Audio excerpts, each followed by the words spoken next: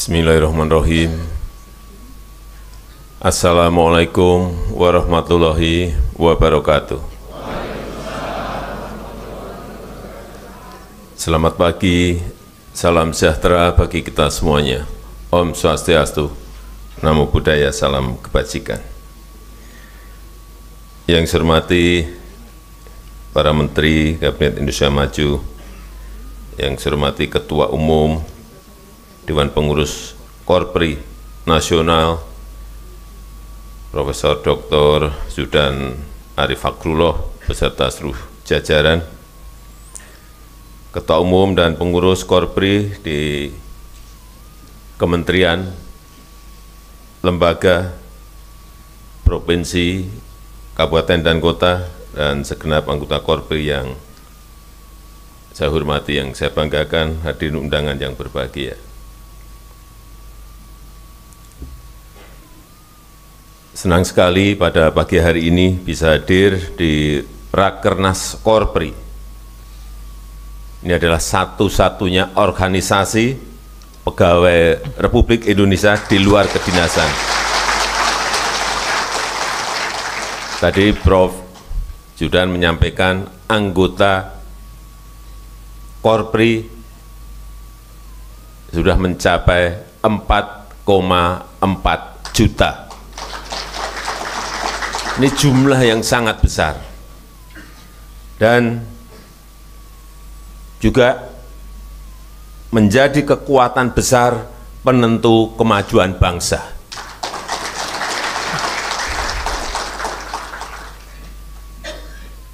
Partai boleh banyak, tapi yang melaksanakan, yang menentukan tetap Korpri.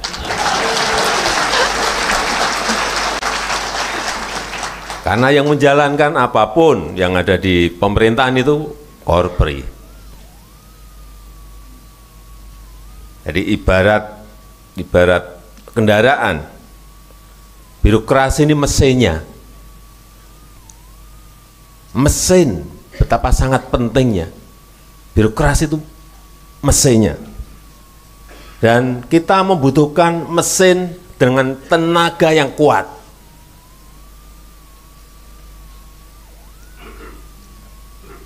Yang efisien, yang tidak menyebabkan bensin itu boros, yang tidak segera panas, tidak mudah panas, ngebut tapi adem terus. Yang dibutuhkan sekarang itu, dan tahan banting, karena perubahan dunia sekarang ini hampir tiap hari selalu berubah. Oleh sebab itu saya ingin ekosistem kerja ASN itu harus memacu. Ini sering saya sampaikan, harus memacu orang untuk berkinerja, memacu orang untuk berprestasi, memacu orang untuk berinovasi. Ini tugas dari Pak Sekda, Provinsi, Kabupaten dan Kota, tugas Sesmen, Sekjen di kementerian dan lembaga. Saya sering sudah menyampaikan ke Pak Menpan RB, harus ada tolok ukur yang jelas, harus ada reward yang jelas. Jadi orientasi, jangan sampai kerja sampai tengah malam. Saya lihat, pernah saya ke daerah, saya lihat ini kok kepala sekolah dan guru ini kerja sampai malam-malam, ini urusan apa saja. SPJ.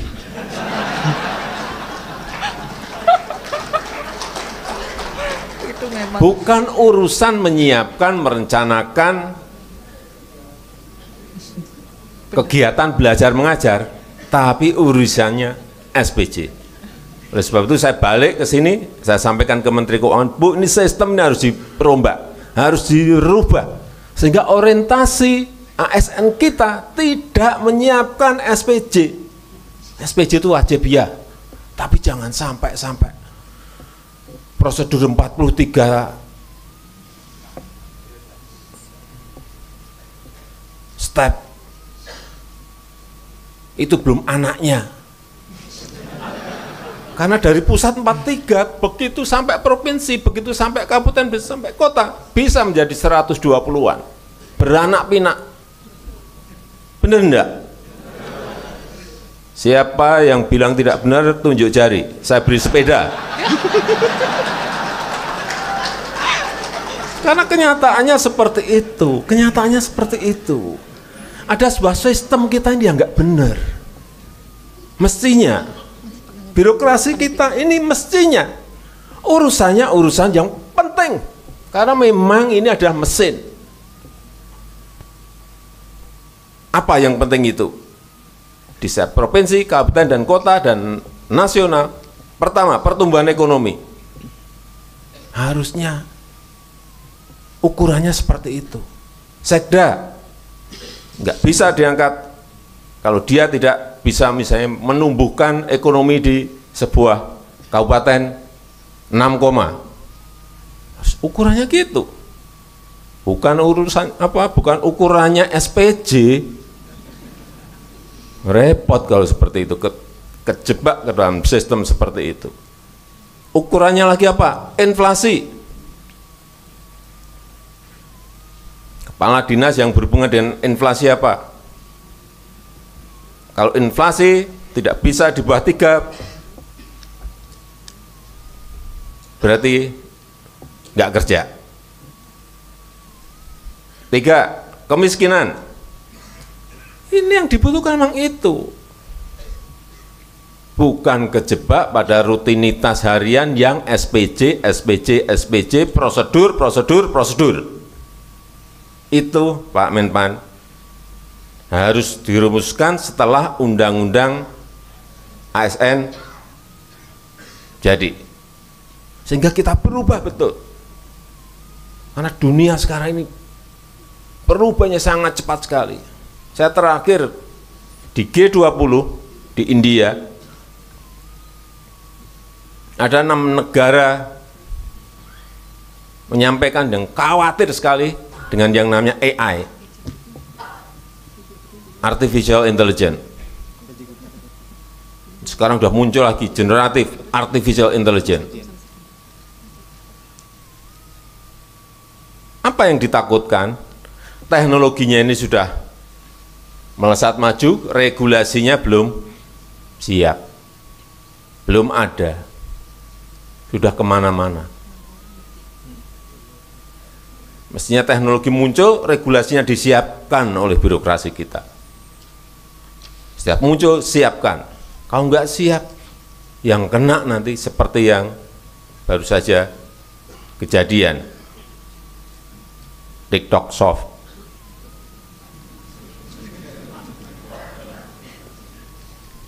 Bisa mengenai UKM kita, UMKM kita, mengenai pasar-pasar tradisional kita. Hati-hati, e-commerce ini hati-hati.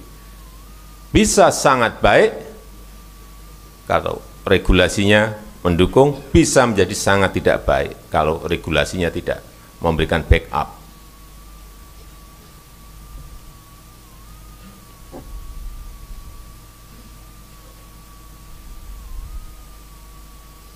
Itu mestinya tugas-tugas besar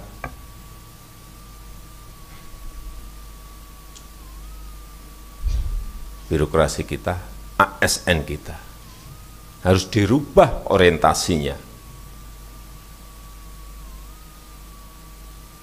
Tapi memang dimulai dari pusatnya dulu. Sistemnya, peraturannya, regulasinya memang agar orientasinya ini berubah.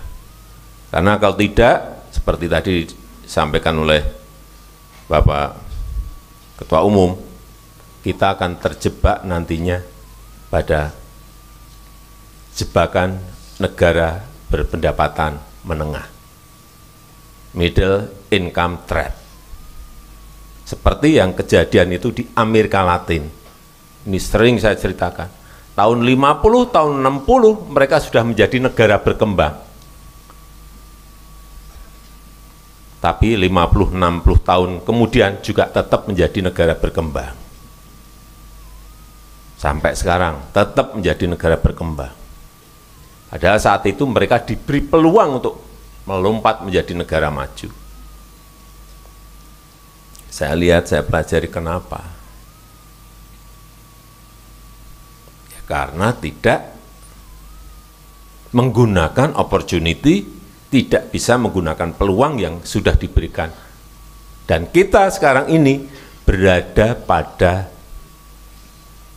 peluang itu.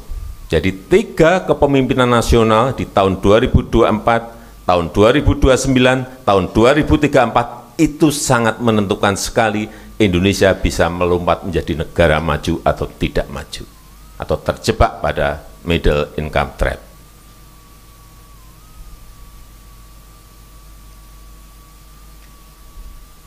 Ini yang sangat penting untuk menjadi pemikiran kita bersama. Begitu kita tidak bisa memanfaatkan peluang di 3 periode kepemimpinan ini, ya kita akan tetap menjadi negara berkembang. Kalau kita tidak bisa merubah sistem yang ada menjadi lebih cepat, menjadi lebih baik, menjadi lebih efisien, ya kita akan terjebak kepada middle income trap. Padahal peluangnya besar sekali. Bonus demografi akan muncul nanti di tahun 30-an. Yang kedua, sumber daya alam kita ini pas kita memiliki reserve nikel yang besar, pas ada yang namanya mobil listrik. Tapi kesempatan itu hanya muncul biasanya dalam satu peradaban sebuah negara, itu hanya sekali. Dan disampaikan kepada saya dari World Bank, dari OECD, dari IMF, dari McKinsey, semuanya menyampaikan, Presiden Jokowi, hati-hati, Indonesia memiliki peluang besar untuk melompat. Tapi kalau ditangani dengan cara yang keliru, rutinitas, monoton, mohon maaf, negara Anda akan terjebak pada negara berpendapatan menengah terus, seperti yang terjadi di Amerika Latin. Ini yang kita nggak mau. Oleh sebab itu, karakter ASN harus berubah. Jangan monoton, jangan terpaku rutinitas. Harus inovatif, harus adaptif terhadap perubahan yang ada.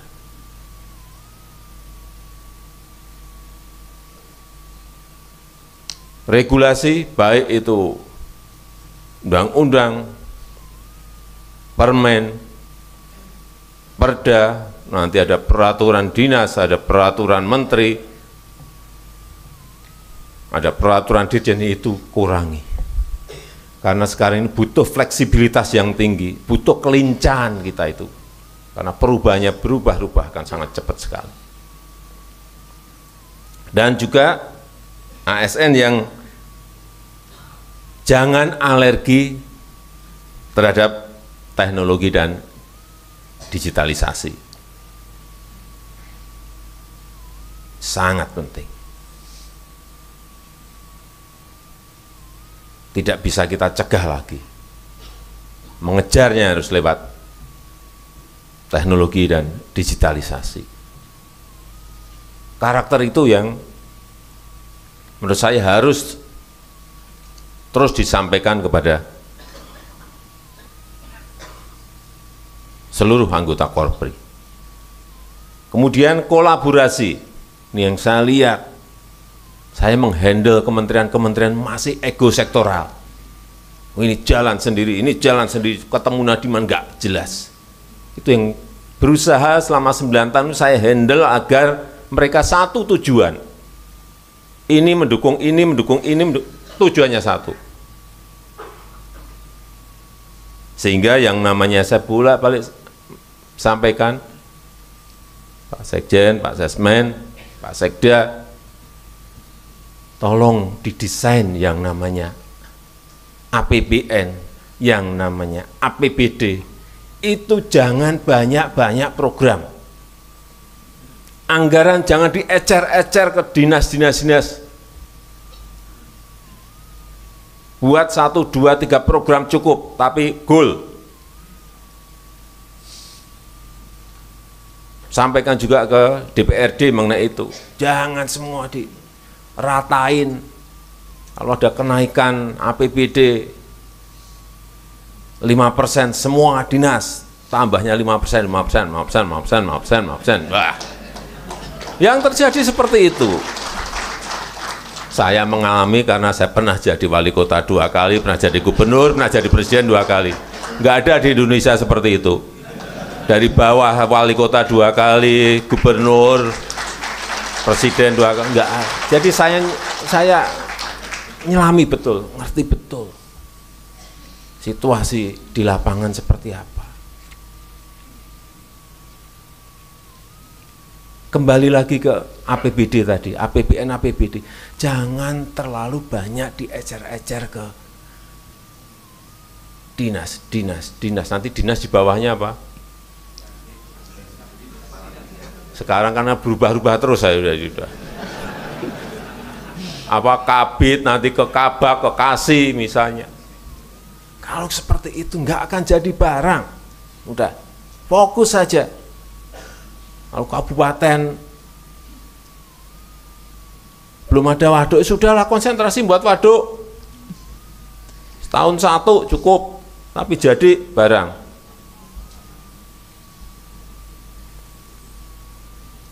Atau buat embung, nggak apa-apa, 10 embung tapi jadi barang. Tidak semua diratain, semua dinas tambahan anggarannya sama 5%, ada kenaikan anggaran semuanya 5%. Ada prioritas dong. Mana yang harus didahulukan? Mana yang menjadi skala prioritas kita?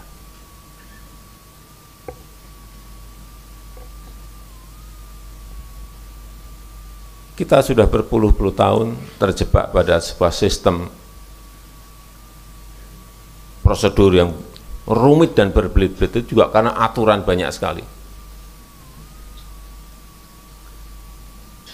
Saya pernah mencabut 3.300 perda.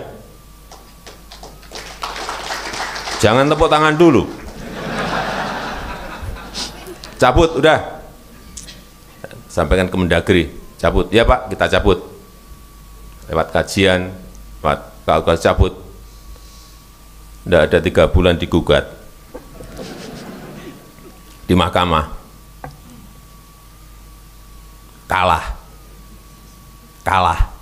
Udah setelah itu saya udah nggak usah.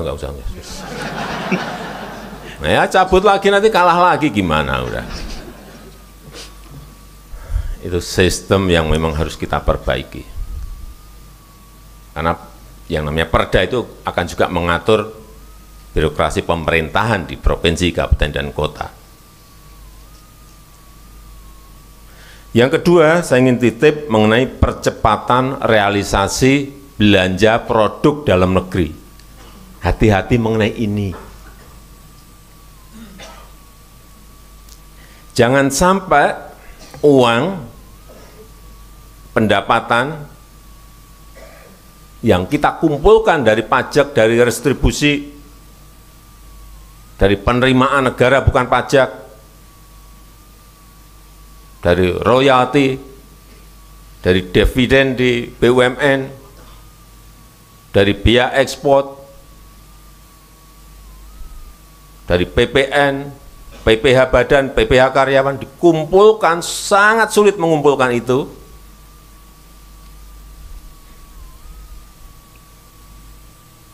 Menjadi APBN, menjadi APBD, kemudian kita belanjanya barang impor. Bodoh sekali kita.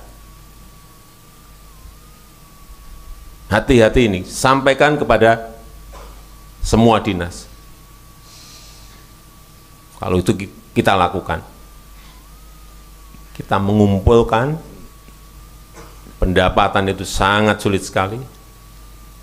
Income daerah, income negara sangat sulit sekali. Kemudian belanjanya barang impor. Itu yang selalu saya ingatkan. Tidak memiliki trigger ekonomi terhadap produk-produk yang dihasilkan oleh UMKM, oleh perusahaan-perusahaan di dalam negeri. Malah memberikan trigger ekonomi kepada negara lain. Apakah benar seperti ini? Ini perlu saya ingatkan. Pak Sekda tolong sampaikan kepada seluruh kepala dinas, mengingatkan mengenai ini. Asesmen, Pak Dirjen, sampaikan ini kepada bawahan kita. Enggak benar. Ngumpulkannya sangat sulit, belanjanya yang menikmati mereka. Sedih saya kalau saya mengingatkan bolak-balik tapi belum berhasil. Mungkin saya masih menyampaikan mungkin kalau Bapak Ibu sekalian sebagai bos-bosnya Korpri di pusat maupun di daerah menyampaikan mungkin malah lebih kena.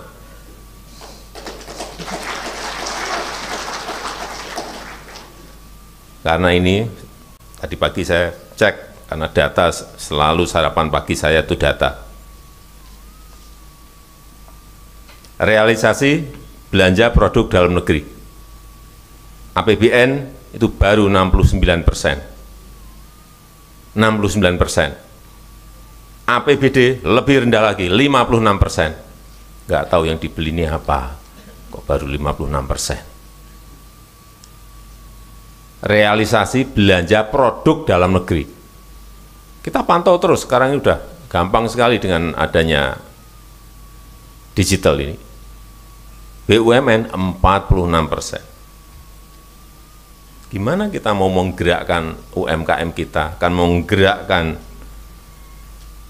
ekonomi kita kalau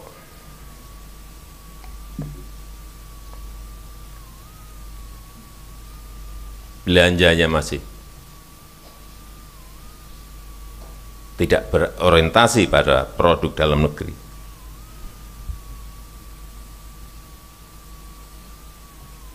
Yang terakhir mengenai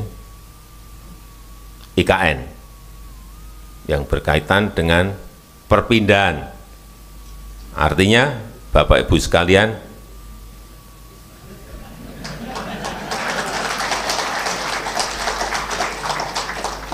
saya dengar ada yang senang, ada yang nggak senang. Tapi ingat, Bapak Ibu sudah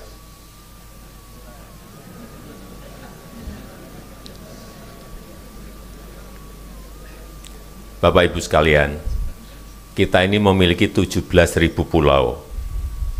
Memiliki 17.000 pulau. Satu pulau yang namanya Pulau Jawa itu dihuni oleh 56% dari penduduk kita 278 juta. 278, 56%-nya itu hidup di Jawa. Sehingga daya dukungnya udah nggak kuat Pulau Jawa ini. 150-an juta hidup di Jawa. PDB ekonomi 58% itu ada di Jawa. Perputaran uang, perputaran ekonomi 58% ada di Jawa. Yang pulau yang lain sisanya yang tadi 17.000 kurang 1 tadi dapat apa? Ini yang sering saya sampaikan, kita butuh Indonesia sentris, bukan Jawa sentris. Sehingga perlu pemerataan. Perlu pemerataan. Apalagi Jakarta. Jawa saja sudah seperti itu, apalagi Jakarta. Begitu sangat padatnya, begitu sangat kompleks permasalahannya. Karena bisnis ada di sini, ekonomi ada di sini, pendidikan ada di sini, pariwisata ada di sini. semua ada di Jakarta. Sehingga perlu digeser agar Indonesia sentris, pindah ke Kalimantan Timur, ke Nusantara. Tapi untuk memulainya di sana perlu yang namanya ASN pindah. Ini adalah masa depan baru dan sudah disiapkan insentif. Kalau nggak ada ini alot pasti. Tapi kalau ada insentif kan beda. Rumah dinas juga ada rumah tapak maupun rumah apartemen. Biaya pindah juga diberikan suami istri plus anak. Ada tunjangan kemahalan dan fasilitas-fasilitas lainnya.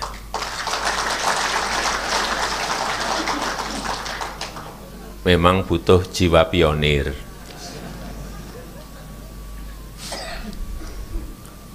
Dulu ditempatkan di luar Jawa saat zaman-zaman dulu kan juga biasa saja. Sekarang kok jadi agak rumit gitu. Kelihatannya kok agak rumit gitu saya lihat. Tapi kalau nanti sudah ditunjuk bapak pindah, ibu pindah. Moga-moga semuanya selesai. Saya rasa itu yang ingin saya sampaikan dalam kesempatan yang baik ini, dan dengan mengucap Bismillahirrahmanirrahim pada pagi hari ini secara resmi saya buka rapat kerja nasional Korps Pegawai Republik Indonesia tahun 2023. Terima kasih. Wassalamualaikum warahmatullahi wabarakatuh.